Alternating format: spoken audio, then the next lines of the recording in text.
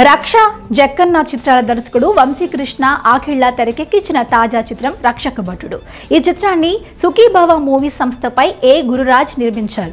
బాహుబలి ప్రభాకర్, రీచా పనే తదితరులు నటించిన ఈ చిత్రంలో చాలా ముఖ్యమైన ఆంజనేయుడి పాత్ర ఉంది. ఆ పాత్రను ఎవరు పోషించారో తెలియకుండా ఉండేలా ఫేస్ కి మాస్క్ వేశారు. ఇంతకీ మాస్క్ వేసుకున్న ఆంజనేయుడి పాత్ర పోషించింది ఎవరు అనేది చిత్ర దర్శక నిర్మాతలు రివీల్ చేయలేదు. దీంతో రక్షక భటుడు సినిమాలో ఆంజనేయుడి పాత్ర పోషించింది ఎవరు అనే ఇంట్రెస్ట్ ఏర్పడింది. ఆ పాత్ర ఎవరు పోషించారని డైరెక్టర్ వంశీకృష్ణ, నిర్మాత గురురాజ్లను అడిగితే కట్టప్ప బాహుబలిని ఎందుకు చంపాడు అనేది ఎంత సీక్రెటో ఇది కూడా మా సినిమాకు అంతే సీక్రెట్. సినిమాలో చూసి తెలుసుకోవాల్సిందే తప్ప మేం చెప్పము అన్నారు.